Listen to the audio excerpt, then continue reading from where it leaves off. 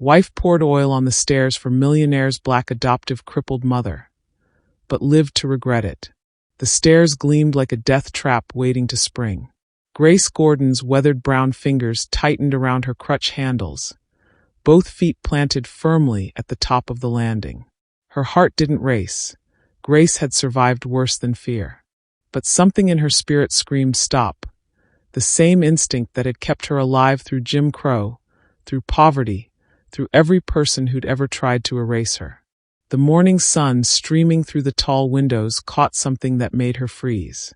The wooden stairs below her glistened like glass, each step coated in a thin, deliberate layer. Her breath caught, not from panic, but from recognition. Oil. Grace leaned forward slightly, her silver-gray natural hair catching the light, her 65-year-old body steady despite the tremor in her hands. The smell hit her next, faint but unmistakable. Cooking oil. The kind you'd use to fry chicken, or to make a disabled woman tumble to her death. The house was silent except for the distant hum of the refrigerator and her own measured breathing. Charlie had left for an early meeting an hour ago. His wife, Georgia, was supposedly still asleep upstairs. Grace was alone, or so someone thought. She carefully backed away from the stairs, using only her right crutch and the railing for support. Her left foot found dry carpet, then her right. She didn't call out, didn't panic. Grace had learned long ago that survival meant staying calm when everyone expected you to break. The pattern was too deliberate to be accidental. Nobody spills oil on every single stair from top to bottom. This wasn't carelessness. This was calculation.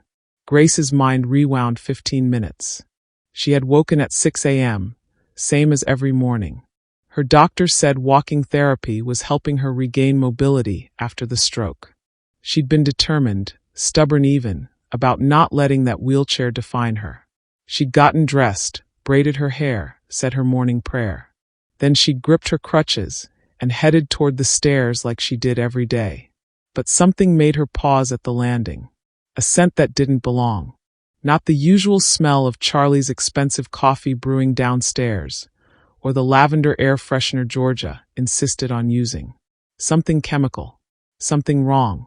Grace had looked down and seen the strange sheen on the polished wood. Her mind wanted to dismiss it. Maybe the cleaning service used a new product. Maybe morning light played tricks. But her body knew better. Her body had been trained by decades of recognizing danger in pleasant faces and pretty words. She backed up then, just like she did now, and really looked. Every step, top to bottom, coated. Someone wanted her to fall. Someone wanted her dead. Grace turned slowly, her crutches making soft thuds on the carpet as she made her way back down the hallway. Her ground floor bedroom, converted from Charlie's home office after her stroke, waited at the end. She needed her phone. She needed to think. Who could she call? The police? And say what? That someone oiled the stairs? They'd say it was an accident. Maybe the housekeeper. Maybe Georgia was cleaning early. No crime, ma'am. Just slippery stairs. But Grace knew. Deep in her bones, in the marrow of a woman who'd survived every attempt the world made to erase her, she knew. This was attempted murder. The question wasn't if. The question was who. And as Grace reached her bedroom door, she already knew the answer.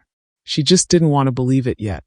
She sat on the edge of her bed, both crutches propped against the nightstand, and picked up her phone with shaking hands. Not from fear. From rage. From the bitter, burning realization that someone in this house, someone who smiled at her, someone who called her mom, wanted her erased. The baby-faced boy she'd raised from 12 years old wouldn't do this. Charlie loved her. She knew that with certainty. Which left only one person. Georgia, Grace's daughter-in-law. The polished, perfect white woman who'd married her son 3 years ago. The woman who smiled too brightly and hugged too briefly. The woman who'd recently started suggesting that Grace might be more comfortable in an assisted living facility. Grace closed her eyes and forced herself to breathe. Think, don't react. Evidence, not emotion. She stood carefully, using her crutches for balance, and made her way to the door. She needed to see the garage.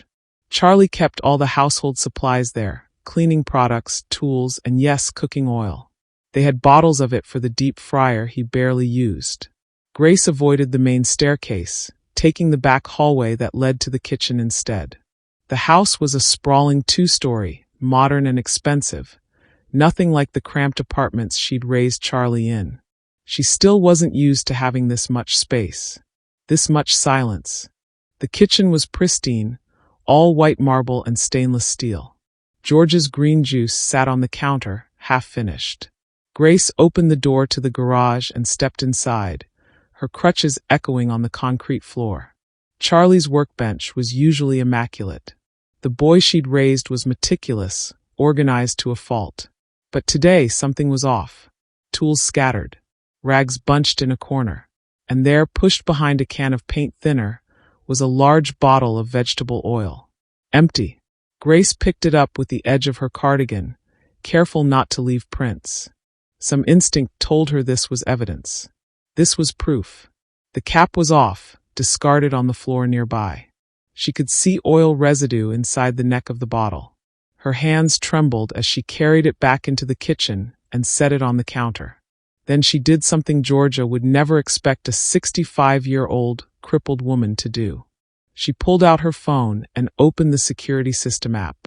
Charlie had installed cameras 2 years ago after a break-in in the neighborhood. Grace had never paid much attention to them. She trusted the people in this house. But Charlie had shown her how to access the footage, insisted she learn in case of emergency. This was an emergency. Grace pulled up the app, her fingers moving slowly across the screen. The timestamp showed today's date. She scrolled back to early morning. 5 a.m. Nothing. 5:15 a.m. Nothing. 5:30 a.m. There. Grace's breath caught. The hallway camera showed a figure moving toward the stairs. Blonde hair pulled into a ponytail. Yoga clothes. A large bottle in her hands. Georgia. Grace watched as her daughter-in-law walked to the top of the stairs, unscrewed the oil bottle, and began pouring. Methodically, carefully, coding each step with the precision of someone who'd thought this through. When she finished, Georgia walked back down using only the railing, her feet finding the edges of each step where the oil hadn't spread. She returned to the kitchen, washed her hands, dried them, put the oil bottle in the garage, walked back upstairs. 5 minutes later, her bedroom light turned off. Georgia had gone back to sleep. Grace played the footage 3 times. Each viewing felt like a knife twisting in her chest. This was her son's wife, the woman Charlie loved, the woman who'd stood in their living room 3 years ago and promised to honor this family. She'd just tried to kill Grace.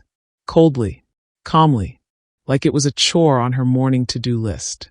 Grace saved the footage to 3 different places: her phone, the cloud, and a text message to herself. Her hands shook so badly she almost dropped the phone. Then she sat at the kitchen table and tried to understand. Why? They had money. Charlie was a millionaire, successful beyond anything Grace had ever dreamed for him. Georgia had access to everything: credit cards, cars, a beautiful home. She didn't work anymore, said she wanted to focus on managing the household. Grace had never questioned it. What had she missed? Grace pulled up her own banking app. Charlie had added her to all his accounts years ago, insisted she have access in case anything happened to him. She'd never used it, never felt right looking at his money. But now, she scanned through the recent transactions.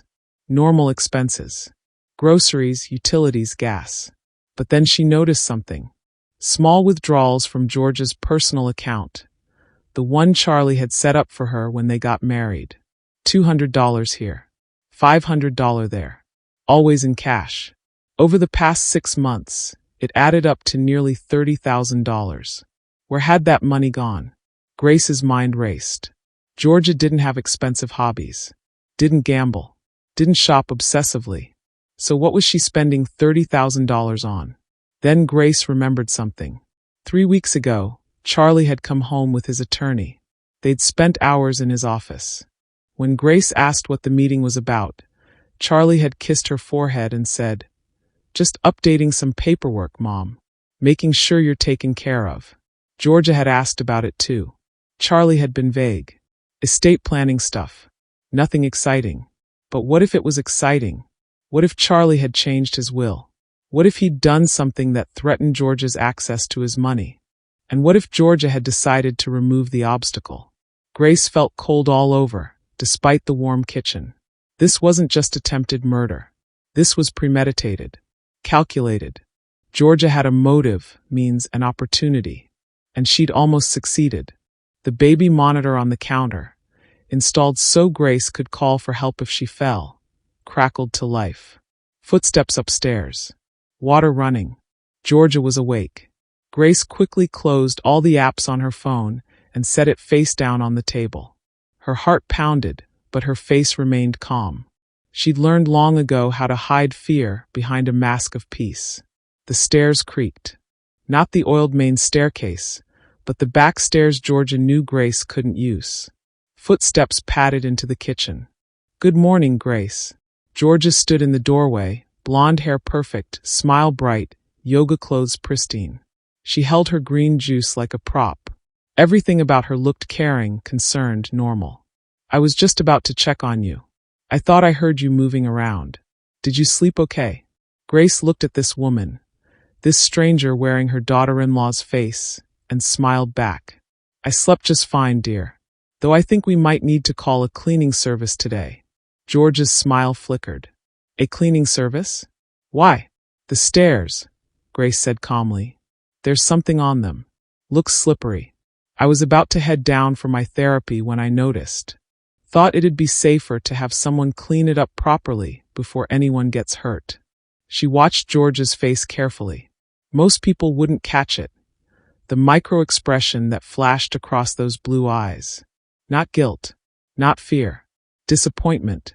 "Oh," Georgia said, recovering quickly. "That's odd. I'll take a look. Maybe the cleaning service used a new product yesterday." "Maybe," Grace agreed. "But I'd also like Charlie to install some security cameras. Just for peace of mind. I've been thinking about it for a while now." This time, the disappointment in Georgia's eyes turned to something colder. Harder. "Security cameras? Don't you think that's a bit much, Grace? We live in a safe neighborhood." "I'm sure we do," Grace said softly. "But humor an old woman. I'd feel better knowing the house is monitored. Especially with my condition. If something happened and no one was around." She let the sentence hang. George's jaw tightened. Just for a moment. Then the smile returned. "Of course. Whatever makes you feel safe. I'll mention it to Charlie when he gets home." "No need," Grace said, pulling out her phone. "I'll text him now. He always worries about me." She typed the message slowly, deliberately, while Georgia watched. "Charlie, something happened this morning. Nothing urgent, but can you come home early? I need to talk to you about installing security cameras. Love you." His response came within seconds. "On my way. Are you okay?" "I'm fine. Just want to discuss something important." Grace set the phone down and smiled at Georgia. "He'll be home soon. Would you mind making me some breakfast while we wait? I think I'll skip my therapy this morning. Don't want to risk those stairs." Georgia's smile was frozen now plastic. "Of course. What would you like?" "Surprise me," Grace said. "You're so good at that." As Georgia moved around the kitchen, preparing food she probably hoped Grace would never eat, Grace sat quietly at the table. Her hands were folded in her lap, steady now. Her mind was clear. She'd been underestimated her entire life. As a black woman, as a single mother, as someone disabled. People saw her wheelchair, her crutches, her silver hair, and thought weak. Easy. Disposable. Georgia had made the same mistake. But Grace wasn't weak. She was a survivor. And survivors don't just endure. They fight back. Now, before we go any further, let me ask you something. There are people in this world like Georgia. People who see the elderly, the disabled, the vulnerable as obstacles to remove instead of human beings to respect. They smile to your face while plotting your destruction. They treat kindness as weakness and love as stupidity.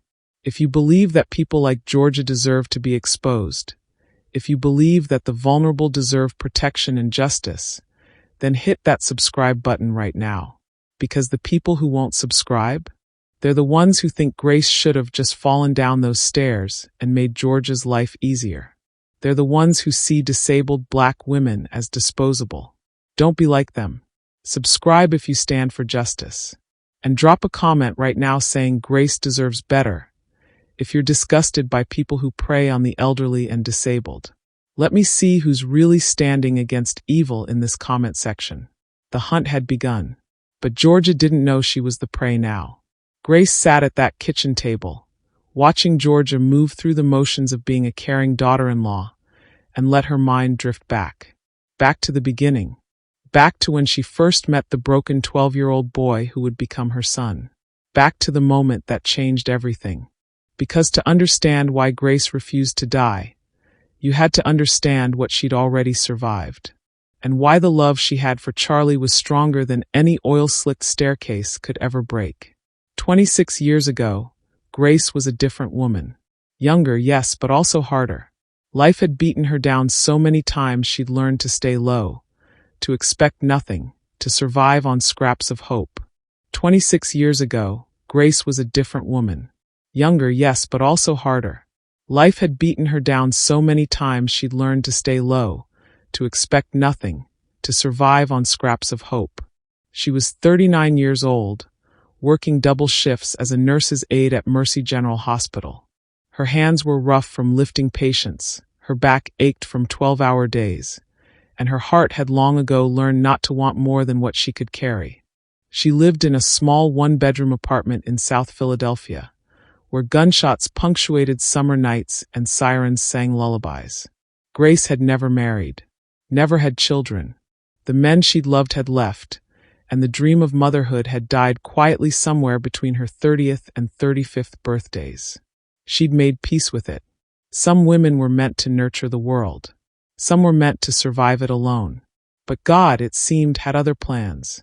It was a Tuesday evening in September when Mrs. Patterson from the foster care agency called. Grace had filled out the paperwork 6 months earlier on a whim, or maybe a prayer. She couldn't remember which. The agency needed emergency placements. Always did. Too many broken children. Not enough homes willing to take them. "We have a 12-year-old boy," Mrs. Patterson said, her voice tired. "He's been through 7 foster homes in 4 years.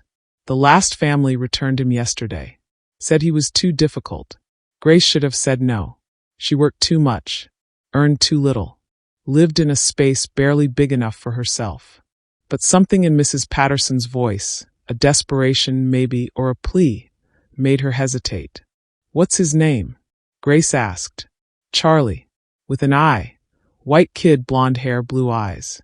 Cute as a button but mean as a snake, according to his last placement." Grace closed her eyes. She thought about the children she saw at the hospital.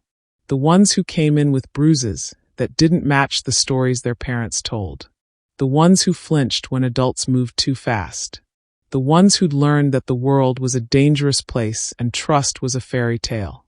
"Bring him by tomorrow," Grace said. "I'll meet him."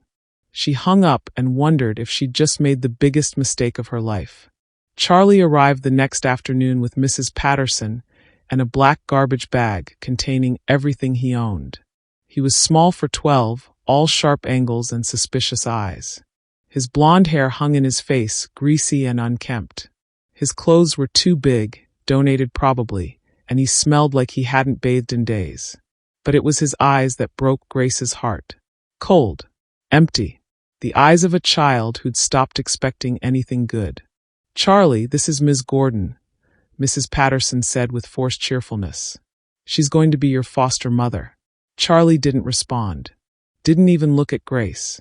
He stood in the doorway of her tiny apartment, holding that garbage bag, and stared at the floor. Grace knelt down slowly, bringing herself to his eye level. Her knees protested. Too many years of standing, lifting, surviving. "You hungry?" she asked softly. Charlie's jaw tightened. Still, he didn't look at her. "I made fried chicken this morning. Mashed potatoes. Green beans. You like fried chicken?" "Nothing." The boy was a statue. Grace stood up, her knees cracking. She nodded at Mrs. Patterson. I'll take it from here. After the caseworker left, Grace and Charlie stood in that tiny living room. Two strangers bound by paperwork and desperation. Grace didn't try to hug him, didn't try to make him talk. She just pointed to the couch. You can sleep there tonight. I'll get you some sheets. Bathrooms down the hall. Food's in the kitchen. Help yourself whenever you're hungry. I work nights sometimes, but I'll leave my number by the phone. She paused, watching him. Still nothing. One rule, Grace said. You don't have to like me. You don't have to talk to me. But you don't hurt yourself, and you don't hurt me. Everything else, we'll figure out as we go. Charlie finally looked up. His blue eyes were hard, defiant. I don't want to be here, he said. His voice was rough, like he didn't use it much. I know, Grace said simply. I'm going to mess this up. I always do. Then you'll send me back. Maybe, Grace said. Or maybe you won't. Either way, tonight you've got a bed and food. That's enough for now. She turned toward the kitchen, giving him space. Behind her, she heard the garbage bag drop to the floor. Heard the couch creak as he sat down. Heard something that might have been a sob, quickly stifled. Grace didn't turn around. Some pain was too private to witness. That night, she lay in her bed and listened to Charlie cry through the thin walls. Quiet, muffled sobs that he tried desperately to hide. She wanted to go to him, but she knew better. He wasn't ready to be comforted. He was still learning that it was safe to break. So Grace did what she'd always done. She prayed. She asked God to give her wisdom, patience, and strength. She asked him to heal this broken boy. And she asked him to help her love someone who'd forgotten how to be loved. The crying stopped around midnight. Grace finally fell asleep, exhausted and uncertain. When she woke up at 6 a.m. for her shift, she found Charlie in the kitchen. He'd made breakfast. Burnt toast and scrambled eggs that looked like rubber, but breakfast nonetheless. He'd set the table for two. He didn't look at her when she walked in. Just slid a plate across the table in her direction. I'm not good at cooking, he muttered. Grace sat down. She took a bite of the rubbery eggs and smiled. Tastes perfect to me. Charlie's head snapped up. For the first time since he'd arrived, his eyes weren't empty. They were confused. Hopeful. Scared. You're lying, he said. I'm not, Grace said. You made this for me. That makes it the best breakfast I've had in years. Something shifted in that moment. Not healing, not yet. But a crack in the wall Charlie had built around his heart. A tiny sliver of light breaking through. Grace didn't know it then, but that burnt breakfast was the beginning of everything. The beginning of a love that would survive poverty, racism, doubt, and 26 years later, an oil-slicked staircase designed to kill her. Because the boy who couldn't cry would grow into a man who couldn't stop protecting her. And the woman who'd learned to survive alone would learn what it meant to be a mother. But first, they both had to learn to trust. Grace has opened her door and her heart to Charlie, but trust is a fragile thing. In the days that follow, she'll discover just how deep his wounds run, and how much it will cost her to heal them. Because Charlie isn't just angry. He's dangerous. And Grace is about to find out why 7 families gave up on him. The first week was deceptively quiet. Charlie went to school, came home, did his homework at the kitchen table while Grace cooked dinner. He didn't talk much, but he didn't destroy anything either. Grace began to think maybe, just maybe, this would work. She should have known better. It was a Friday night when the storm finally broke. Grace had just gotten home from her shift, exhausted and aching. She found Charlie in the living room, his school backpack thrown against the wall, papers scattered everywhere. His face was red, streaked with tears he was furiously trying to wipe away. What happened? Grace asked, setting down her purse. Nothing. His voice was sharp, defensive. Grace looked at the papers on the floor. A math test. Big red F circled at the top. Teacher's note. Charlie refused to show his work.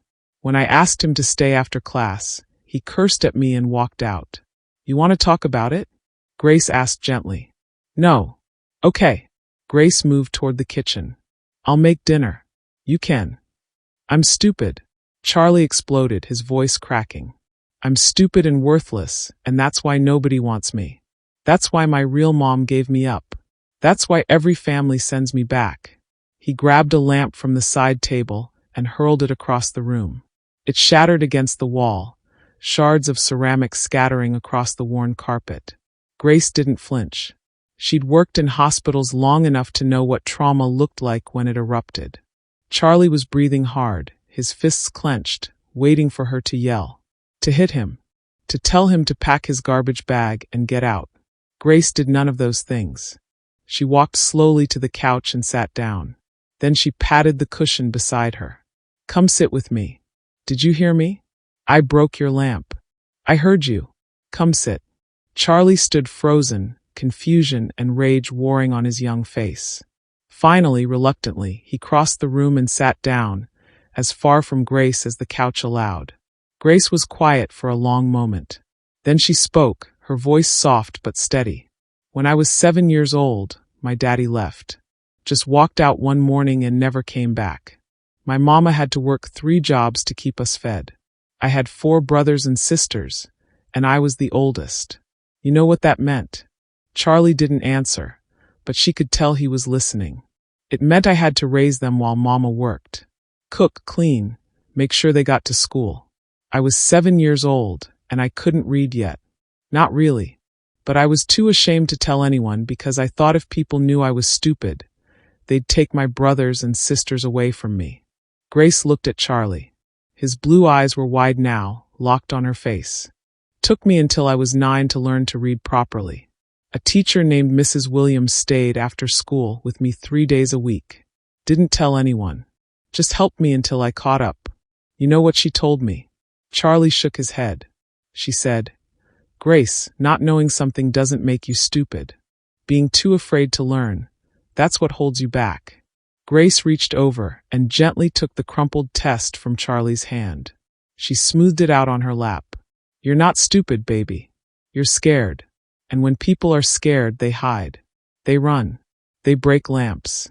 Charlie's face crumpled. I don't know how to do the math. The teacher goes too fast, and when I ask questions, the other kids laugh at me. So we'll learn together, Grace said simply. Every night after dinner. You and me. We'll do the homework together until it makes sense. You work all the time. You're tired. I'm always tired, Grace said with a small smile. But I'm never too tired for you. Something broke in Charlie then. The wall he'd been holding up for so long finally cracked wide open. He collapsed against Grace's shoulder and sobbed, deep, wrenching sobs that shook his whole body. Grace wrapped her arms around him and held him tight. She rocked him gently, the way her own mother had rocked her all those years ago when life felt too big to bear. It's okay, baby. Let it out. I've got you. I'm sorry about the lamp, Charlie choked out between sobs. I know. I'll pay for it. I'll get a job or something. You'll clean up the pieces, Grace said. And next time you're angry, you'll use your words instead of your hands. That's how we fix things in this house. Charlie pulled back, wiping his face with his sleeve. You're not sending me back. Grace looked him straight in the eye. Listen to me, Charlie. I don't give up on people. Ever. You can break every lamp in this apartment, fail every test at school, curse at every teacher, and I will still be here. You understand me? I'm not your other foster families. I'm not your caseworker. I'm the woman who's choosing you. Every single day, I'm choosing you. Charlie's lip trembled. Why? Because somebody chose me once, Grace said. When I had nothing and nobody believed in me, somebody stayed. And that changed my whole life. Now I'm doing the same for you. She stood up and held out her hand. Come on, let's clean up this mess. Then we'll order pizza and tackle that math homework. And Charlie, yeah, you're going to apologize to your teacher on Monday. Not because I'm making you, but because that's what good men do when they make mistakes. They own it and they do better.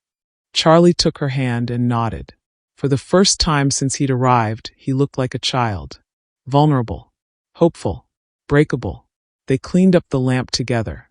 Grace didn't have much money, and that lamp had been a gift from a friend years ago, but she didn't mention it. Some things mattered more than ceramic and light bulbs. That night, after pizza and 2 hours of fraction problems, Charlie went to bed without being told. Before he lay down, he turned to Grace. "Thank you for not giving up on me." Grace's throat tightened.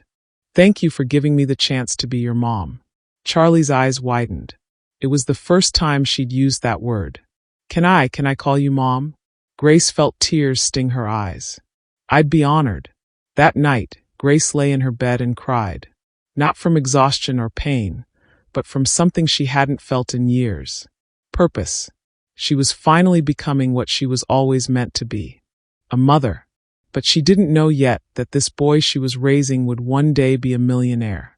She didn't know he'd buy her a mansion or make her the center of his world.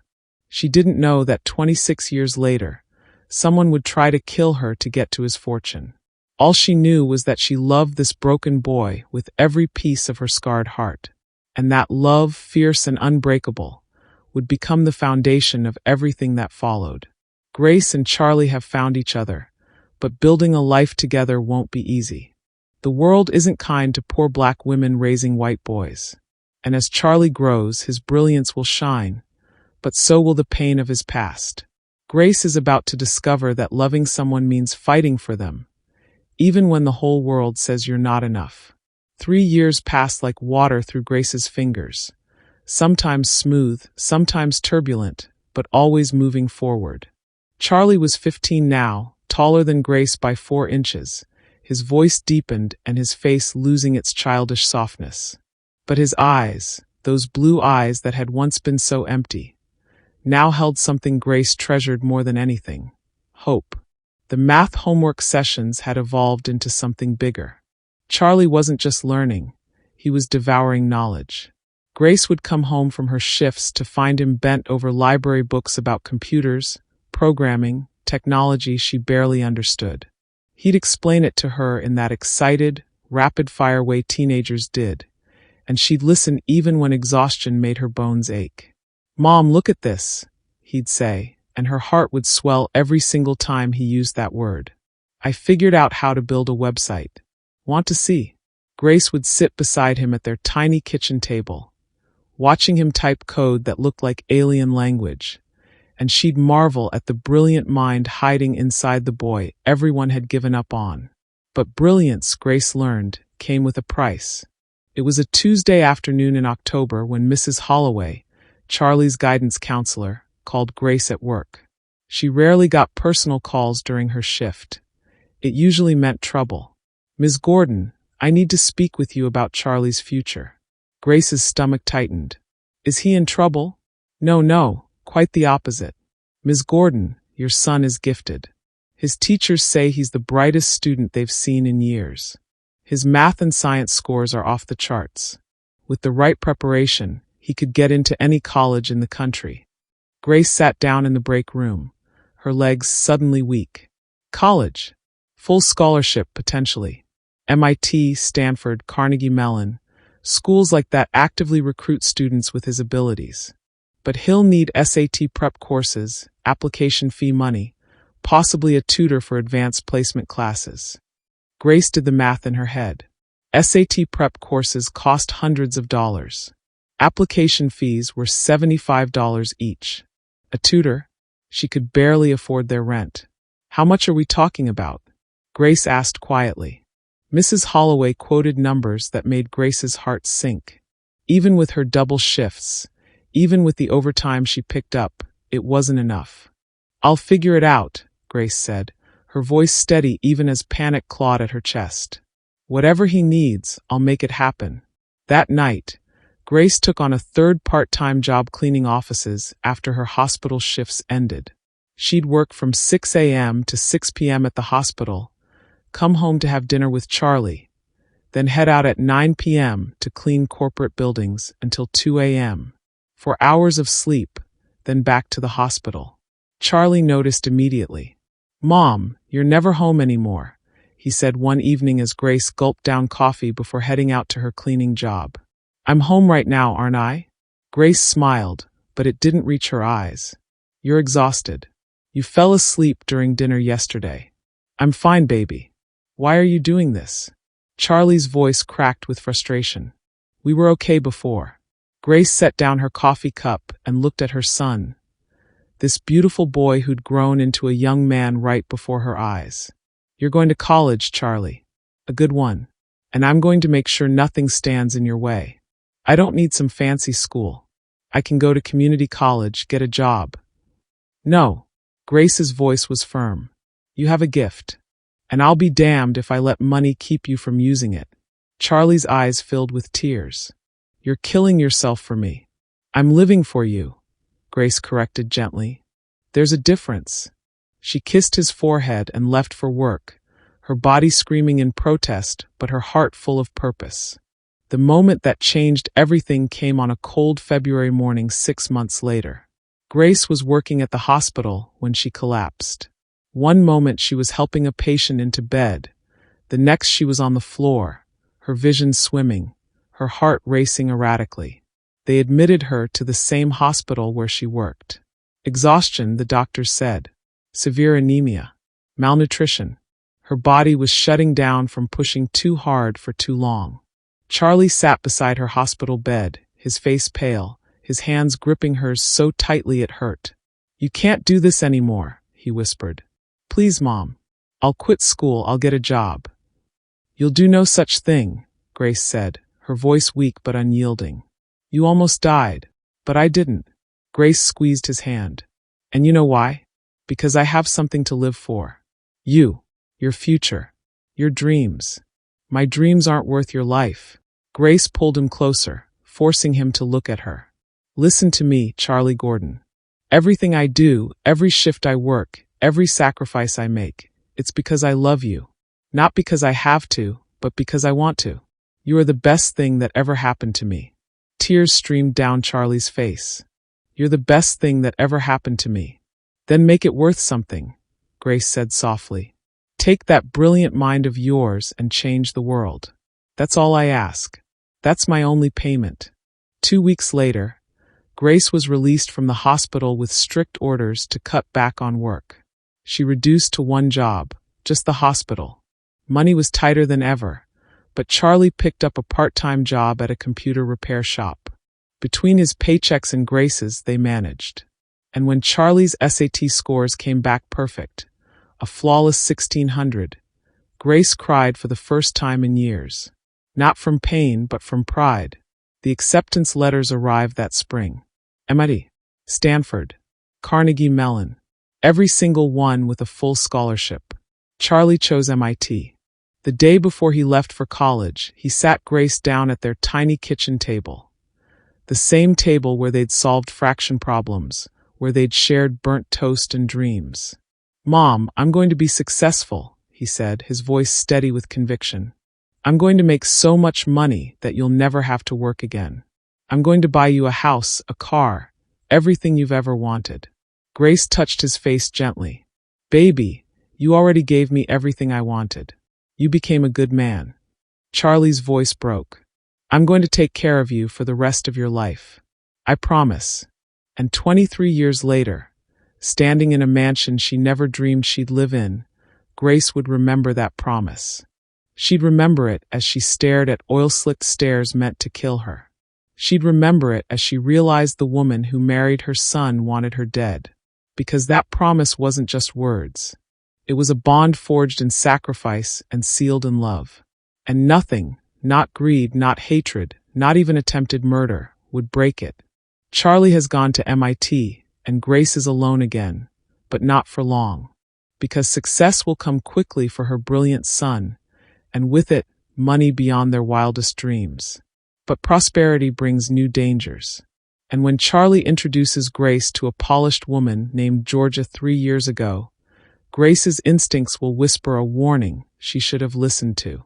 15 years after Charlie left for MIT, Grace was 62 years old and living in a house she still couldn't believe was real. 4 bedrooms, 3 bathrooms, a kitchen bigger than her entire first apartment. Charlie had bought it for her outright.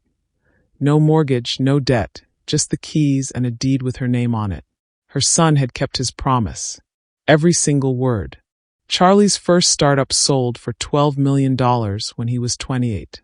His second, at 32, sold for $47 million. By 35, he was a name people recognized in tech circles, brilliant, driven, and fiercely loyal to the woman who'd raised him.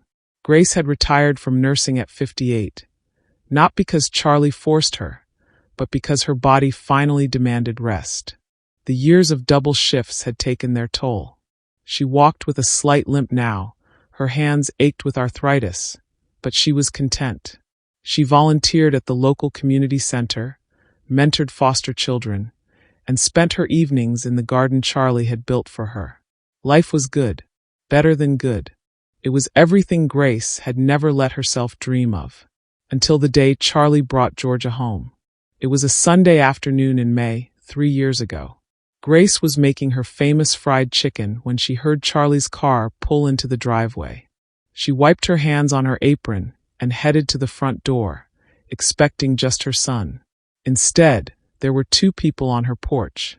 Charlie looked nervous, excited, his hand clasped around a blonde woman's delicate fingers. The woman was beautiful. Grace noticed that immediately. Tall, slender, with perfect teeth and clothes that probably cost more than Grace's first car. She smiled warmly at Grace, but something about that smile made Grace's stomach tighten. "Mom, this is Georgia," Charlie said, his face glowing with happiness Grace hadn't seen since he got his MIT acceptance letter. "Georgia, this is my mom, the most important person in my life." Georgia stepped forward, her heels clicking on the porch, and embraced Grace in a hug that felt practiced, rehearsed. "Ms. Gordon, I've heard so much about you. Charlie talks about you constantly." Her voice was smooth, cultured. "Thank you for raising such an incredible man." "Just Grace is fine," Grace said, stepping back to really look at this woman her son was clearly in love with. Come in. Dinner's almost ready." They sat around Grace's dining table. The expensive one Charlie had insisted on buying her, even though she'd protested it was too much. Georgia complimented everything. The house, the food, Grace's earrings. Her laugh was like wind chimes, delicate and perfectly timed. Charlie couldn't take his eyes off her. Grace watched them throughout dinner, watched how Georgia touched Charlie's arm, how she laughed at his jokes, how she asked Grace questions about her nursing career with seemingly genuine interest. Everything was right. Perfect, even. So why did Grace's instincts scream wrong? After dinner, while Georgia was in the bathroom, Charlie pulled Grace aside in the kitchen. "What do you think?" His eyes were hopeful, vulnerable in a way she hadn't seen since he was that broken 12-year-old boy. Grace forced a smile. "She seems lovely, baby." "But," Grace paused, weighing her words. "How long have you known her?" 6 months. We met at a tech conference. She used to work in marketing for a startup in San Francisco. Charlie's face lit up. "Mom, she's brilliant. She's kind. She gets me in a way no one else ever has." 6 months isn't very long. It's long enough to know. Charlie took Grace's hands. "I'm going to marry her, Mom. I wanted you to meet her first, get your blessing. Your opinion matters more than anything." Grace looked at her son. This man she'd sacrificed everything for, who'd grown into everything she'd hoped and more. She saw the love in his eyes, the certainty. And she couldn't bring herself to dim that light with her unexplained doubts. "If she makes you happy, then I'm happy," Grace said, squeezing his hands. Charlie hugged her tight. "She does, Mom. She really does." Georgia returned then, her smile still perfect. "Everything okay?" "Everything's perfect," Charlie said, pulling Georgia close. "I was just telling Mom how lucky I am." Georgia looked at Grace, and for just a fraction of a second, something flickered in her eyes. Something cold and calculating. Then it was gone, replaced by that warm smile. "We're all lucky," Georgia said sweetly. "Grace, you raised an amazing son. I promise I'll take good care of him." Grace nodded, but the words felt wrong. Backward. Shouldn't Charlie be the one taking care of Georgia? Why did she phrase it like he was the one who needed protecting?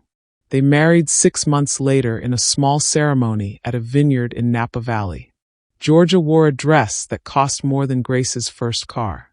The wedding was beautiful, tasteful, expensive.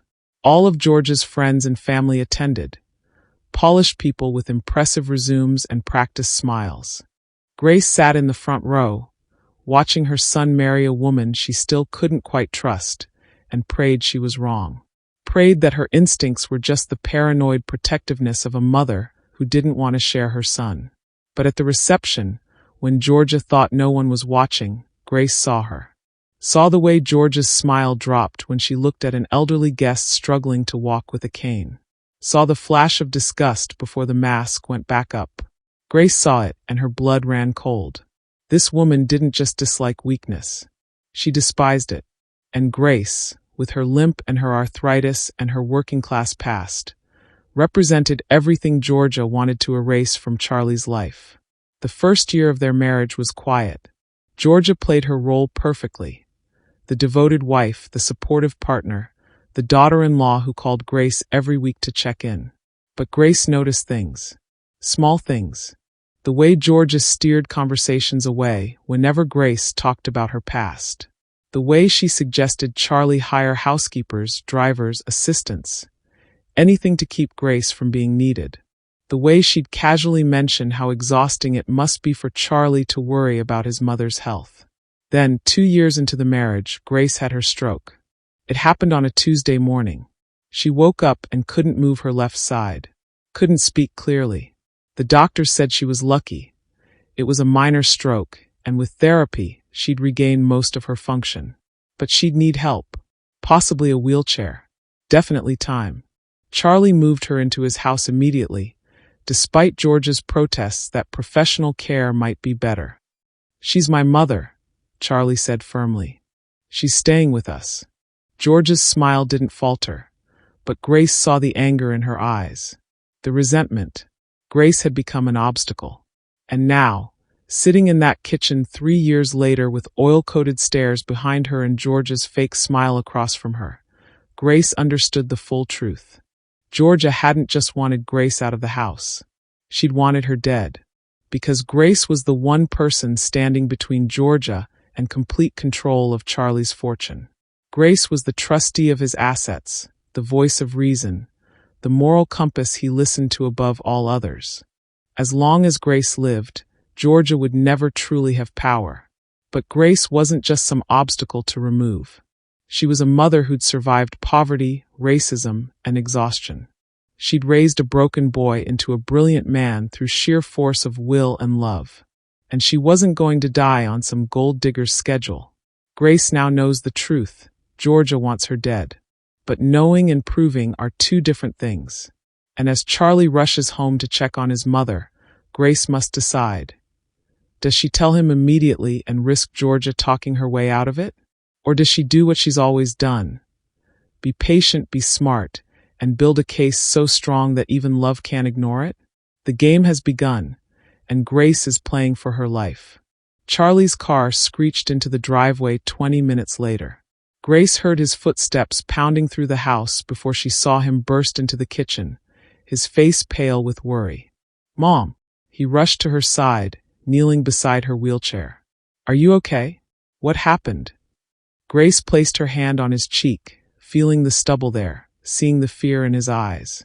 This man who ran million-dollar companies, who commanded boardrooms and made decisions that affected hundreds of employees. He was still her boy. Still the 12-year-old who'd cried into her shoulder over burnt eggs and broken lamps. "I'm fine, baby. I think we need to talk privately." Georgia stood in the doorway, still holding that green juice, her smile frozen in place. "I'll give you two some space. I need to make some calls anyway." She left, but Grace noticed she left the kitchen door slightly ajar. Listening, Grace wheeled herself closer to Charlie and dropped her voice to barely above a whisper. "Not here. Take me to your office. Lock the door." Charlie's brow furrowed, but he didn't question. He pushed Grace's wheelchair through the house, past the oil-slicked stairs that still gleamed in the morning light, into his home office. He locked the door behind them. "Mom, you're scaring me. What's going on?" Grace pulled out her phone with trembling fingers. She didn't speak. She just handed it to him and watched his face as he saw the security footage.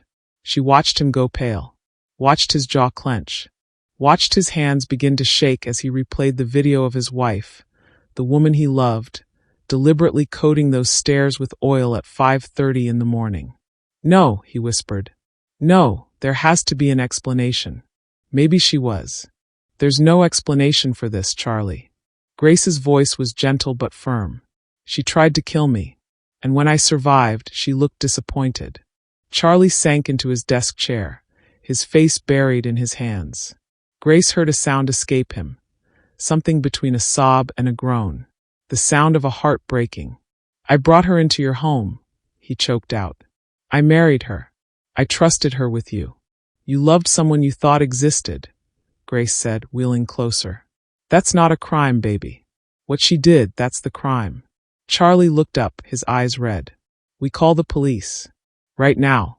We show them this footage and she'll say it was an accident, that she was cleaning, that the footage doesn't show intent." Grace shook her head. "I've been thinking about this all morning, and I need more. I need to know why. I need to know if this was her first attempt. I need evidence so overwhelming that she can't talk her way out of it. I don't care about evidence. She tried to kill you. And if we move too fast, if we give her time to prepare a defense, she might get away with it." Grace gripped Charlie's hand. "Trust me on this. I didn't survive 65 years by being impulsive. Let me do this right." Charlie's phone buzzed. A text from his assistant. "James Reeves can come by at 3 p.m. if you need him." "Your attorney," Grace said, reading the message. "Good. We'll need him." "For what?" "To tell us what we need to make this case airtight." Grace pulled up her banking app on her phone. "But first, look at this." She showed him George's account, the one he'd set up for her with unlimited access. The withdrawals. $30,000 in cash over 6 months. Charlie stared at the screen. "Where did this money go?" "That's what we need to find out." Grace scrolled further. "And look at the dates. The withdrawals increased 3 weeks ago. Right after you had that meeting with James about your estate planning." Charlie went very still. "How do you know about that?" "I know everything that happens in this house, baby. I just don't always speak on it." Grace met his eyes.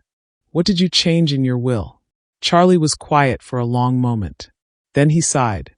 "I put the majority of my assets in a trust. Made you the primary trustee. You control all major financial decisions. Does Georgia know?" "I told her it was just routine estate planning. I didn't give her details." Charlie's face darkened. "She asked about it. Multiple times. Wanted to know if I'd made her the beneficiary. I told her everything was taken care of. But she didn't have access," Grace said quietly. "She knew she was married to a millionaire, but couldn't touch the money without going through me. So she decided to remove you." Charlie's voice was hollow. "My wife tried to kill my mother for money." Grace watched her son process this betrayal, watched the man she'd raised grapple with the ugliest truth of his life. She wanted to protect him from this pain, wanted to shield him the way she'd done when he was 12. But she couldn't. Some pain had to be felt. "Charlie, I need you to listen to me very carefully," Grace said. "For the next few days, maybe weeks, you have to act normal around Georgia. You have to pretend you don't know. Can you do that? I don't know if I can even look at her. You have to, because if she knows we're onto her, she'll either run or try again. And next time, I might not catch it." Charlie's head snapped up. "You're not staying in this house." "Yes, I am." "Absolutely not. I'll move you to a hotel, higher security. And Georgia will know something's wrong." Grace's voice was steel wrapped in velvet. "Baby, I've been in danger before. I survived things that would have broken her. I can survive a few more days while we build our case. I can't risk losing you." "You won't." Grace cupped his face in both hands. "Because I'm not done yet. I didn't raise you, sacrifice for you, love you for 30 years just to let some gold digger win. You hear me?" Charlie's tears finally fell. He laid his head on Grace's lap like he used to when he was young, and the world felt too big. Grace stroked his hair, feeling her own tears come. "I'm so sorry, Mom. I'm so sorry I brought her into our lives." You loved her. That's nothing to apologize for. Grace's voice broke. But now you have to let her go. And you have to help me make sure she never hurts anyone again. A knock on the door made them both freeze.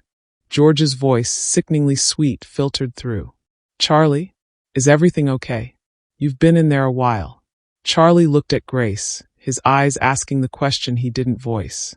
Grace straightened in her wheelchair, wiped her eyes, and nodded. Act normal. Charlie stood, wiped his own face, and unlocked the door. Georgia stood there, concern painted perfectly on her features. We're fine, Charlie said, his voice remarkably steady. Just discussing Mom's therapy schedule. I'm thinking of hiring a full-time physical therapist to help her regain mobility faster. George's smile tightened. That's wonderful. I'm sure Grace appreciates it. I do, Grace said warmly, rolling her wheelchair forward. Charlie always takes such good care of me. I'm the luckiest mother in the world. She looked directly at Georgia when she said it.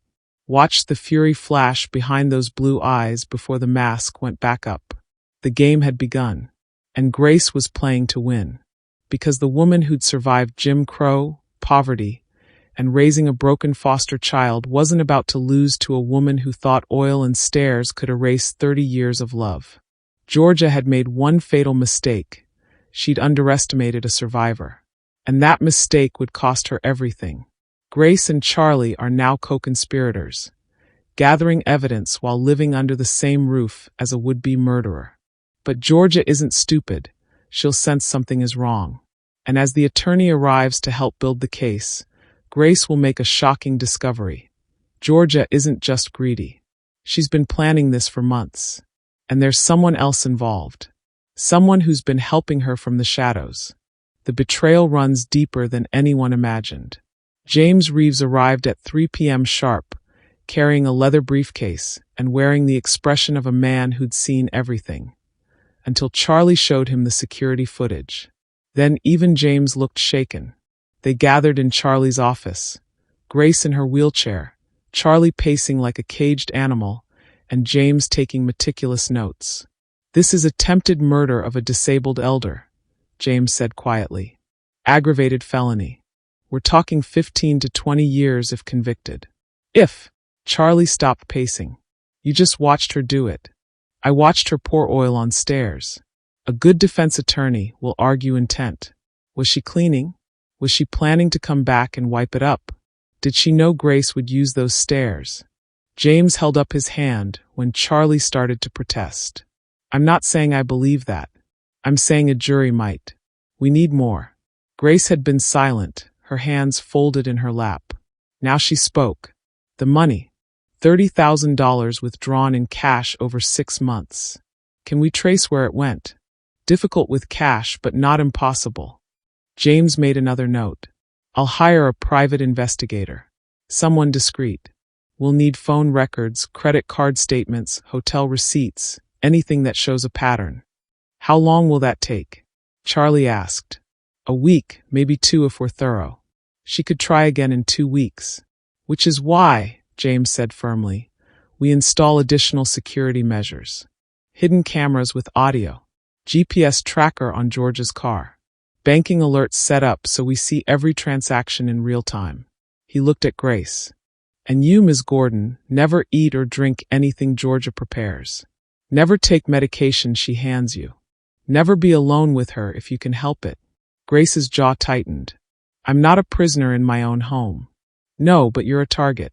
And I need you alive to testify. The words hung heavy in the air. The private investigator James hired was a woman named Diane Foster. Mid-40s, sharp eyes, and a reputation for finding things people wanted to hide. She arrived the next morning while Georgia was at her Pilates class. Diane worked quickly, installing hidden cameras in Grace's bedroom, the kitchen, the hallways. Cameras so small Grace could barely see them even when Diane pointed them out.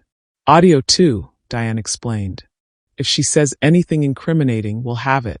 Then Diane pulled out her laptop and showed them something that made Grace's blood run cold. I pulled Georgia's phone records from the last 6 months. She's been in contact with one number more than any other. Daily calls, sometimes multiple per day. Always when Charlie wasn't home. Diane turned the screen. The number belongs to a Derek Voss. Age 37. Lives in a condo in downtown Philadelphia. Unemployed for the last 8 months. Who is he? Charlie's voice was strangled. According to social media, her ex-boyfriend from before she met you. They dated for 3 years. Diane pulled up a photo. A man with dark hair, a charming smile, and eyes that looked hungry. He's been struggling financially. Eviction notices. Maxed out credit cards. And then 6 months ago, his bank account starts showing regular cash deposits. Small amounts to avoid suspicion, but they add up. The 30,000, Grace whispered. Most of it, yes. George has been funding him. Diane clicked through more records. And look at this. Hotel receipts. The Sheraton on Market Street. Room booked under Derek's name. Paid for with cash. Same day every week for the last 4 months. Wednesday afternoons. Charlie works late on Wednesdays, Grace said softly. Charlie's face had gone pale, his fists clenched so tight his knuckles were white. She's been cheating on me. This entire time. It gets worse, Diane said, pulling up text messages recovered from George's cloud backup. These are from 3 weeks ago, right after the estate planning meeting. Grace leaned forward to read, and her heart broke for her son all over again. Georgia, I found out. He put everything in a trust. The old woman controls it all. Derek. So what's the plan? Georgia, she has to go. There's no other way. Derek. Are you sure? This is risky. Georgia. I've been pretending to love him for 3 years. I've smiled at that crippled woman and called her mom. I've played the perfect wife. I'm not walking away empty-handed. Derek, how? Georgia, an accident. She's disabled. Falls happen. No one will question it. Derek, when? Georgia, soon. I'm tired of waiting. The room was silent except for Charlie's ragged breathing. Grace watched her son process this betrayal. Not just the attempted murder, but the affair, the lies, the 3 years of his life stolen by a woman who'd never loved him at all. Charlie, Grace started. I need a minute. His voice cracked. He walked to the window, his back to them, his shoulders shaking. Grace wanted to go to him, but she stayed in her wheelchair. Some pain was too private, too raw. All she could do was be there when he was ready. After a long moment, Charlie turned back around. His eyes were red, but his jaw was set. What do we do now? We wait, James said. We have motive, we have conspiracy, we have the security footage. But we need her to slip up. We need her to say something on camera that proves premeditation. So I have to go home tonight and pretend I don't know my wife tried to kill my mother so she could steal my money with her boyfriend? Charlie's laugh was bitter. How exactly do I do that? The same way I've been doing it for 2 days, Grace said quietly. You smile. You act normal. And you remember that every moment she thinks she's getting away with it, she gets more comfortable, more careless. And that's when people make mistakes. That evening was the longest of Grace's life. Charlie came home at his usual time. Georgia greeted him at the door with a kiss he barely returned.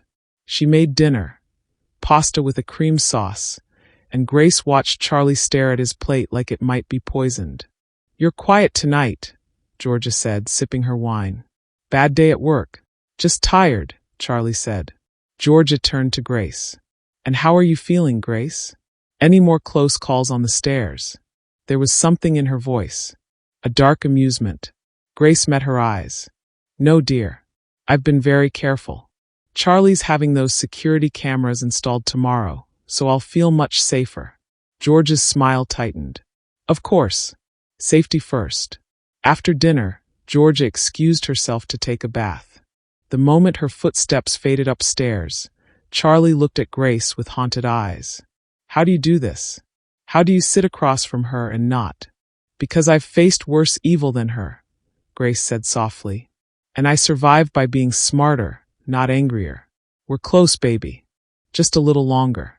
But Grace didn't sleep that night. She lay in her bed, staring at the ceiling, listening to the house settle around her. Somewhere upstairs, A woman who wanted her dead was sleeping beside the son Grace had raised. And Grace made a decision. She wasn't just going to survive Georgia. She was going to make sure that when Georgia fell, she fell hard enough that she'd never get back up. Because Grace had learned something in her 65 years. Mercy was for people who were sorry. Georgia wasn't sorry. She was just sorry she'd failed. And that meant the gloves were coming off. The evidence is mounting, but Georgia can feel the walls closing in. She's not stupid. She knows something is wrong. And a cornered animal is the most dangerous. When Georgia realizes Charlie is pulling away, when she senses Grace watching her too closely, she'll make one final desperate attempt. This time, she won't use oil and stairs. This time, she'll be bold. And Grace will come face to face with the woman who wants her dead in a confrontation that will test everything she's survived for. For days after Diane installed the hidden cameras, Georgia started to unravel. It began with small things. She watched Charlie too closely at breakfast, studied Grace's face when she thought no one was looking. Her perfect smile slipped more often, replaced by something calculating. Dangerous. Grace felt it in her bones. The shift in the air, the way prey senses a predator circling closer. It was a Thursday night. Charlie had told Georgia he needed to work late. A lie coordinated with James to give Georgia space to act. Grace was alone in the house with the woman who'd tried to kill her. Grace sat in the living room, pretending to read, but every nerve in her body was alert. The hidden cameras were recording. Diane was monitoring from a remote location. If anything happened, help was minutes away. But minutes could be a lifetime. Around 9 p.m., Georgia appeared in the doorway holding a mug. Steam rose from it, and the smell of chamomile tea drifted across the room. "I made you some tea," Georgia said, her smile warm but her eyes cold. "You seem tense today. This will help you sleep." Grace's heart hammered against her ribs, but her face remained calm. "That's sweet of you, dear. Just set it on the table. I'll drink it in a bit. It's better hot." Georgia walked closer, extending the mug. "Drink it now while it's fresh." Grace looked at the tea, then at Georgia.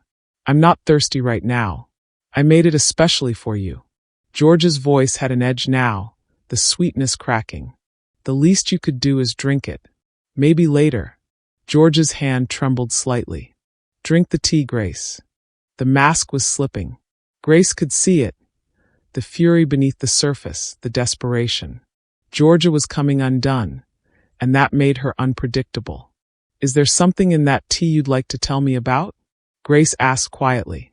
Georgia's eyes widened for a fraction of a second. Then she laughed, but it sounded hollow. "You're paranoid. It's just tea. Then you drink it." The room went silent. Georgia stared at Grace, the mug still extended between them. Then, slowly, deliberately, she set it on the coffee table. "You know," Georgia said softly, "you've always been in the way. From the moment Charlie introduced us, I knew you'd be a problem." Grace's blood went cold, but she kept her voice steady. "Is that so? You control everything. His money, his decisions, his life. He's 38 years old, but he still asks Mommy for permission." George's voice dripped with venom. "Do you know how exhausting it is?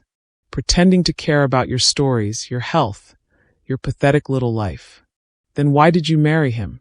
Grace asked, though she already knew the answer. "For the money, obviously." Georgia laughed, and the sound was brittle. "I thought once we were married I'd have access. But no. Everything's tied up in trusts and legal documents with your name all over them.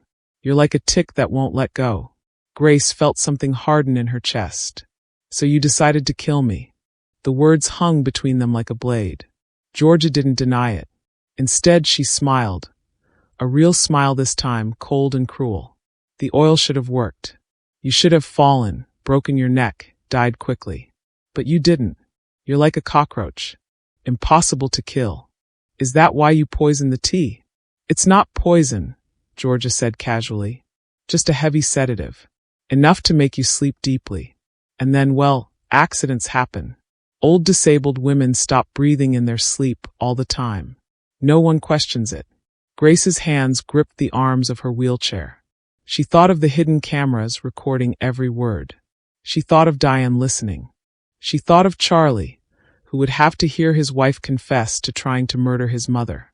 But she also thought of Derek Voss, the boyfriend, the co-conspirator. Does Derek know you're doing this tonight? Grace asked. Georgia's face went pale. How do you? I know everything, Georgia. The affair. The money you've been stealing. The text messages. The Wednesday afternoon hotel rooms. Grace's voice was steel wrapped in sorrow. Did you really think a woman who raised a tech genius wouldn't know how to check phone records? Georgia's composure shattered. Her perfect mask cracked wide open, revealing the ugliness beneath. You've been spying on me? I've been protecting myself from you. Georgia lunged forward, not to strike, but to grab Grace's arm. Her fingers dug in painfully. You're going to ruin everything. All my planning, all my work. Get your hands off my mother. Both women froze. Charlie stood in the doorway, his face white with fury. Behind him were James and Diane, both with phones recording. Georgia released Grace's arm and stumbled backward. Charlie, I can explain. Explain what?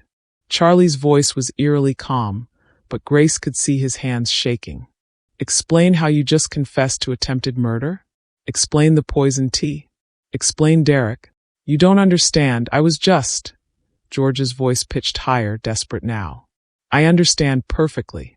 Charlie walked to the coffee table and picked up the mug of tea. James, can you have this tested? Already called a contact at the lab, James said, pulling out an evidence bag.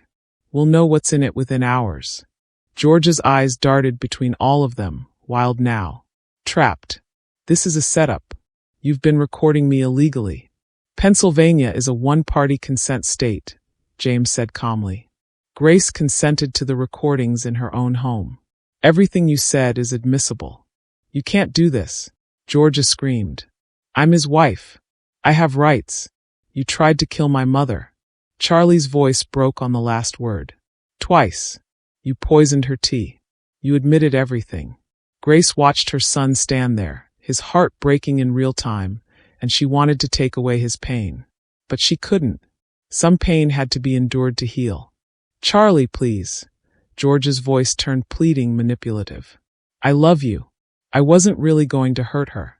I was just angry, just saying things. Don't. Charlie held up his hand. Don't insult me by lying now. I heard everything. The cameras have been recording for days. We have the text messages between you and Derek. We have the bank records. We have the hotel receipts. His voice hardened. And we have you on camera pouring oil on the stairs at 5:30 in the morning. Georgia went still. The color drained from her face. Diane called the police 10 minutes ago, James said quietly. They're on their way. Georgia looked at Grace then, and the hatred in her eyes was so pure, so visceral, that Grace actually flinched. You did this, Georgia hissed. You turned him against me. If you just died like you were supposed to. If I'd died, you'd be a millionaire living with your boyfriend, and my son would be mourning the wrong person, Grace said, her voice shaking with emotion. But I didn't die, Georgia. Because I'm not as weak as you thought I was. Sirens wailed in the distance, growing closer. Georgia's face twisted with rage. She grabbed a decorative vase from the side table and hurled it at Grace. Charlie moved faster than Grace had ever seen him move, stepping between them. The vase shattered against his shoulder. You're done, Charlie said, his voice breaking. You're done hurting people I love. The police burst through the front door moments later. 2 officers with hands on their weapons, faces serious. Georgia Gordon, one of them said. Georgia stood there, her perfect hair disheveled now, her makeup smeared with tears that Grace suspected were more about being caught than remorse. Yes, she whispered. You're under arrest for attempted murder, elder abuse, and conspiracy to commit murder. They read her rights as they handcuffed her. Georgia didn't resist. She just stared at Grace with those cold, hateful eyes. I hope you're happy, Georgia spat as they led her toward the door. You won. You get to keep your precious son and your precious house. But you're still just a crippled old woman who'll die alone. Grace rolled her wheelchair forward, looking Georgia directly in the eyes. No, dear. I'll die surrounded by people who love me. You'll die in prison, forgotten by the man you tried to use and abandoned by the boyfriend who'll testify against you to save himself. That's the difference between us. Georgia lunged forward, but the officers held her back. Her screams echoed through the house as they dragged her out. I'll kill you. I'll find a way. You'll never be safe. The door slammed shut. The screaming faded. And then there was silence. Charlie collapsed onto the couch, his head in his hands, and finally let himself break. Grace rolled to him, wrapped her arms around her son, and held him while he sobbed. I'm so sorry, Mom. I brought her into your life. I almost got you killed. No, baby. You loved someone who didn't deserve it. That's not your fault. Grace stroked his hair like she did when he was 12. You saved me. Those cameras, the investigation, you saved my life. I should have seen it sooner. Love makes us blind sometimes. That's what makes it love. Grace pulled back to look at him. But now you see clearly. And now we heal. Charlie hugged her tighter.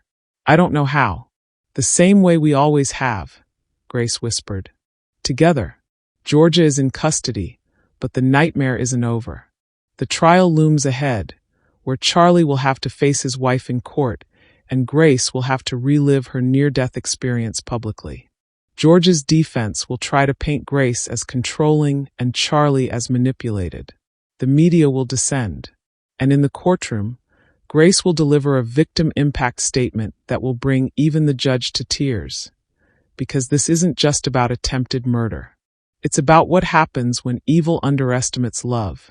3 months later, the courtroom was packed. News cameras lined the hallway outside. Millionaire's wife attempts to murder disabled mother-in-law had become the story everyone was following. Grace sat in her wheelchair in the front row, Charlie beside her, his hand never leaving hers. Georgia sat at the defense table in a modest gray dress, her hair pulled back, her makeup minimal. Her attorney had clearly coached her. Play the victim, look sympathetic, seem remorseful. But Grace could see through it. She'd spent 3 years watching this woman perform. The trial lasted 2 weeks. The prosecution presented overwhelming evidence.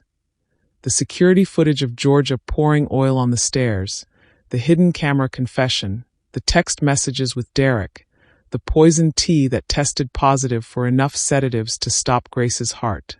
Derek had already cut a deal, testifying that Georgia had promised him millions once the old woman was gone.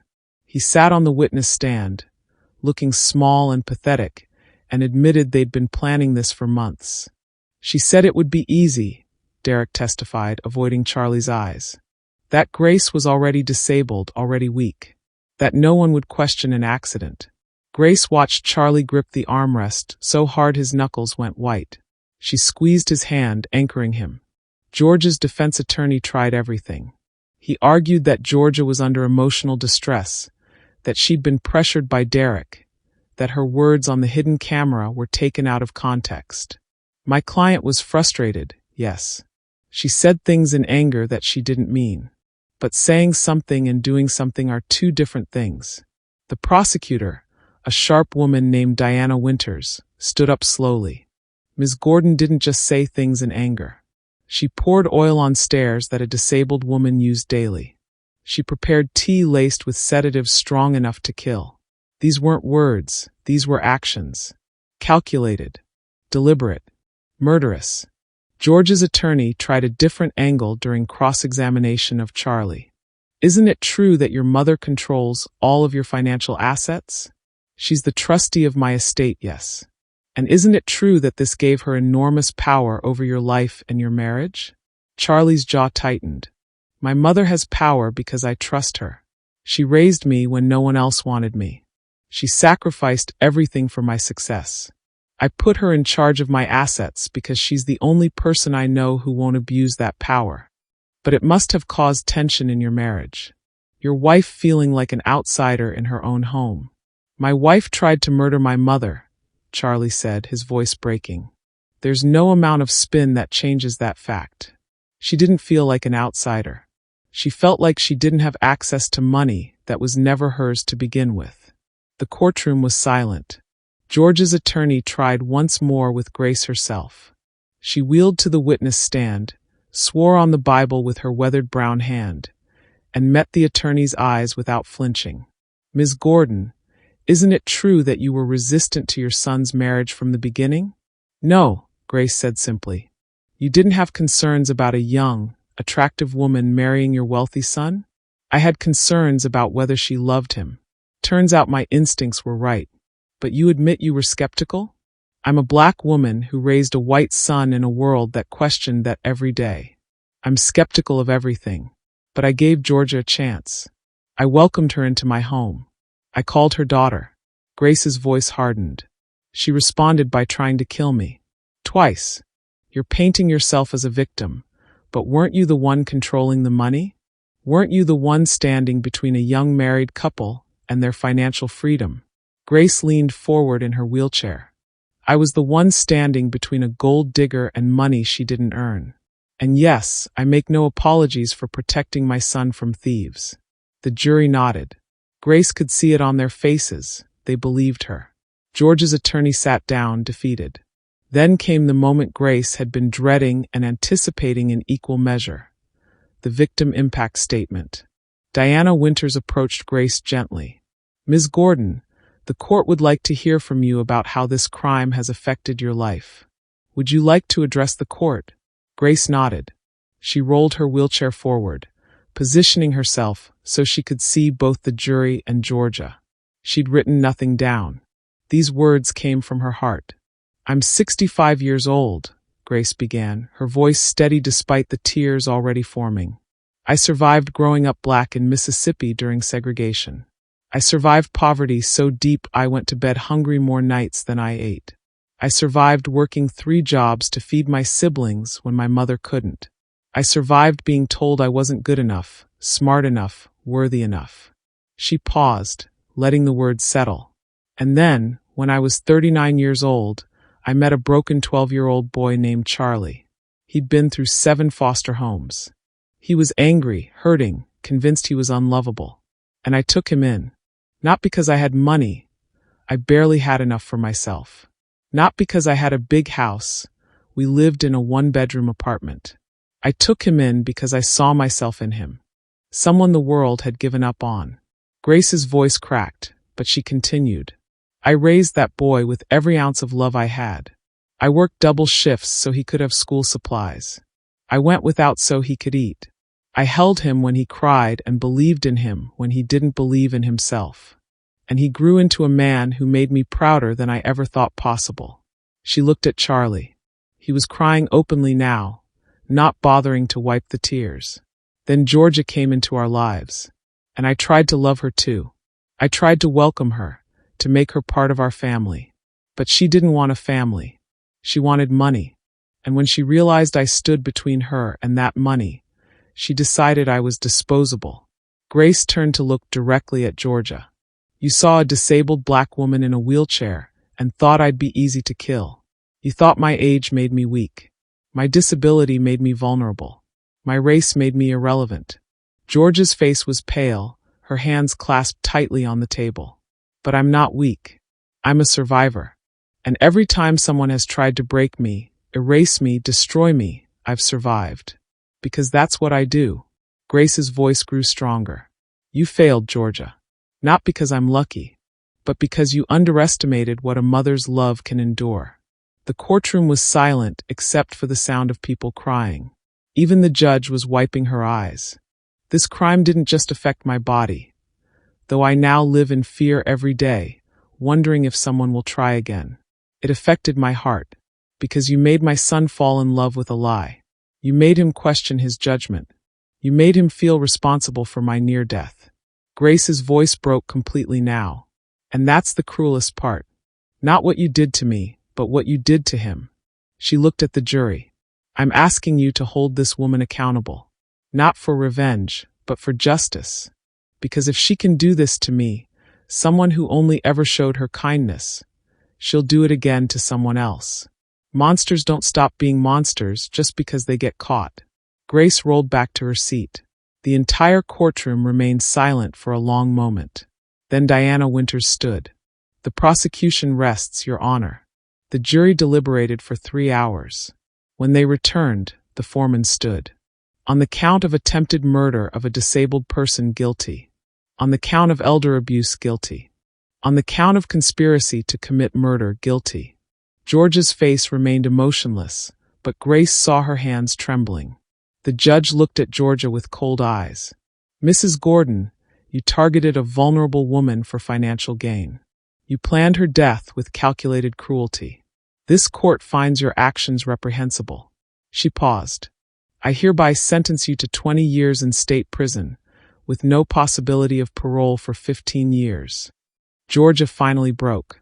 She collapsed against the table, sobbing, but not with remorse, with rage. "It's not fair," she screamed as the bailiffs moved to take her away. "She has everything. I had nothing." "You had a husband who loved you," Grace said quietly. "That was everything. You just couldn't see it." They dragged Georgia out, her screams echoing through the courthouse.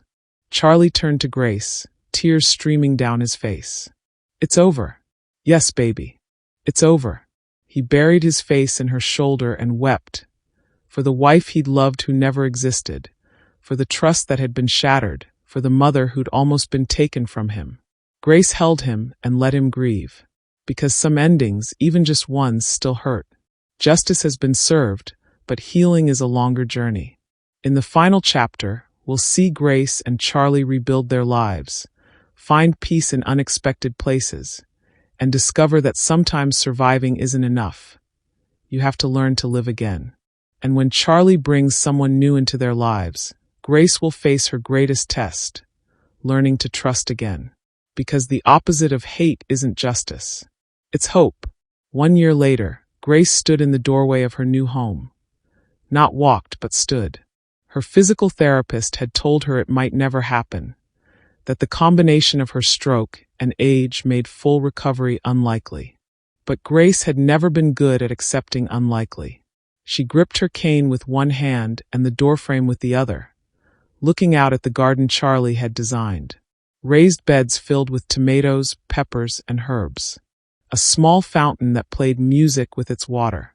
Benches positioned in the shade where she could rest when her legs grew tired. This house was different from the mansion where Georgia had tried to kill her. Charlie had sold that place immediately after the trial. Too many ghosts, too many memories of betrayal. This new home was single-story, fully accessible, filled with light and possibility instead of shadows and fear. "Mom, you okay?" Grace turned carefully, her cane supporting her weight, and smiled at her son. He looked different now, lighter somehow, despite everything they'd survived. The shadows under his eyes had faded. His smile came easier. "I'm perfect, baby. Just thinking about how far we've come." Charlie walked over and kissed her forehead. "You've come the farthest. Look at you standing there like you didn't just beat every odd stacked against you." "I had motivation." Grace squeezed his arm. Couldn't let Georgia think she'd won, even a little bit. They both laughed, but it was healing laughter now, not bitter. Time had softened the edges of their pain, though the scars remained. "Speaking of moving forward," Charlie said, his voice nervous in a way that made Grace's heart skip. I want you to meet someone." Grace's first instinct was fear. A flash of blonde hair and perfect smiles and poison in teacups. But she pushed it down. Not everyone was Georgia. Not every woman would see her as an obstacle. "Okay," Grace said carefully. "Tell me about her." "Her name is Nina. She's 36, runs a non-profit that helps former foster children transition to adulthood. I met her at a charity event 6 months ago." Charlie's face lit up when he talked about her, and Grace recognized that light. It was real this time. Uncomplicated. "She knows about Georgia, about the trial, about everything. And the first thing she said was that she wanted to meet you." "She wanted to meet me?" Grace repeated. "She said any woman who raised a foster kid into a successful adult while working 3 jobs was someone she needed to know. She called you her hero." Grace felt tears prick her eyes. "When do I meet this woman?" "Now, if you're ready." "She's outside. I wanted to talk to you first." Grace's heart hammered, But this time it wasn't fear. It was hope, fragile and terrifying, but real. Bring her in. Charlie disappeared and returned moments later with a woman who took Grace's breath away. Not because she was beautiful, though she was, with warm brown skin and kind eyes, but because the first thing Nina did when she saw Grace was smile with her whole face, no performance, no mask. "Ms. Gordon," Nina said, walking forward with her hand extended. "I'm Nina. It's an honor to meet you." Grace shook her hand, studying this woman who might become part of their lives. "Call me Grace, please. And the honor is mine. Charlie tells me you work with foster children." "I do. I was one myself, so it's personal for me." Nina's smile turned bittersweet. "I aged out of the system at 18 with nothing. No family, no support, no idea how to be an adult. It took me years to find my footing. I started the nonprofit so other kids wouldn't have to struggle alone." Grace felt something shift in her chest. This woman understood. She knew what Charlie had come from, what Grace had fought to give him. "Would you like some tea?" Grace asked, then caught herself. "Actually, scratch that. How about lemonade? I make it from scratch." Nina laughed, and the sound was genuine. "I'd love that." They sat in the garden, the three of them, and talked for hours. Nina didn't pry about the trial or Georgia. She didn't ask invasive questions or treat Grace like a victim. She asked about Grace's nursing career, her childhood in Mississippi, her decision to foster Charlie. "What made you say yes?" Nina asked.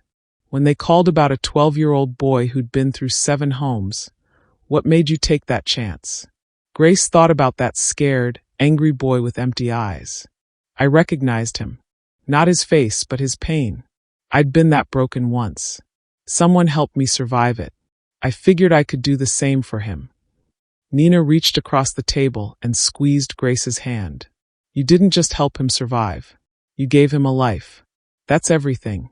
Grace looked at Charlie, who was watching Nina with such open affection it made Grace's heart ache in the best way. "He gave me a life too," Grace said softly. "Being his mother saved me as much as I saved him." As the sun began to set, painting the sky in shades of orange and pink, Nina stood to leave. She hugged Charlie, then turned to Grace. "May I hug you?" Nina asked.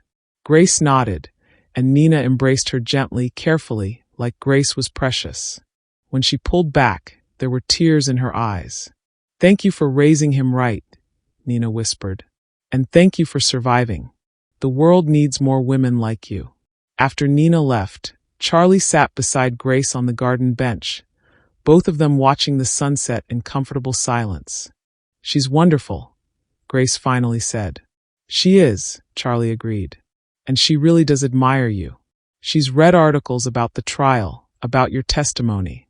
She said you're the kind of strong she wants to be." "I'm not that strong, baby. I just refuse to quit." "That's the definition of strength, Mom." Charlie took her hand. "Are you okay? With me dating again?" "I know after Georgia. After Georgia, I learned that evil exists. But I also learned that love is stronger." Grace squeezed his hand. "Nina is nothing like her. I can feel it. And more importantly, you can feel it. Trust yourself this time." "I will.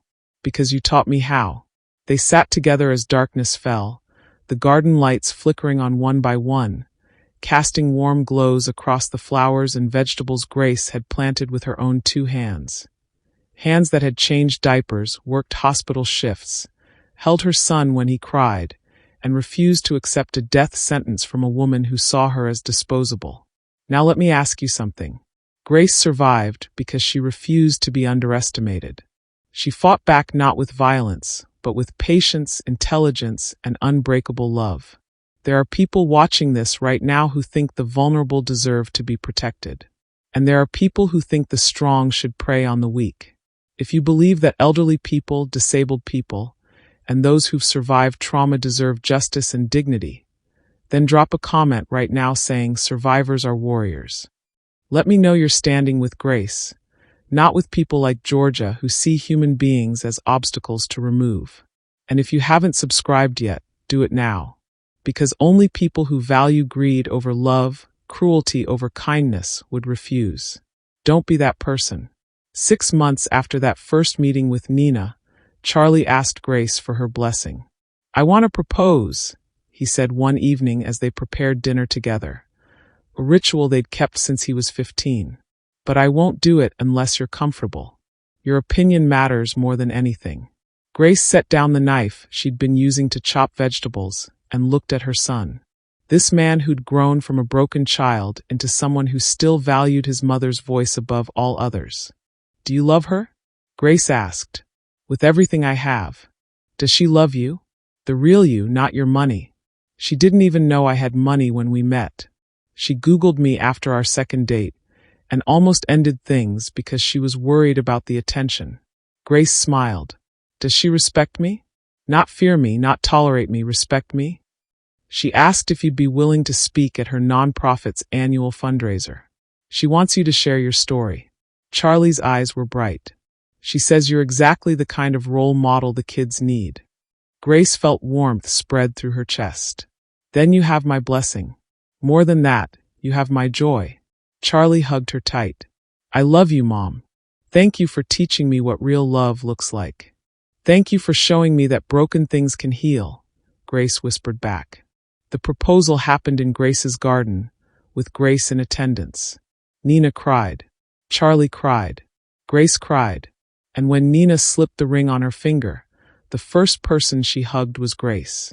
"I'm gaining a mother," Nina whispered. "I've never had one before." "And I'm gaining a daughter," Grace said.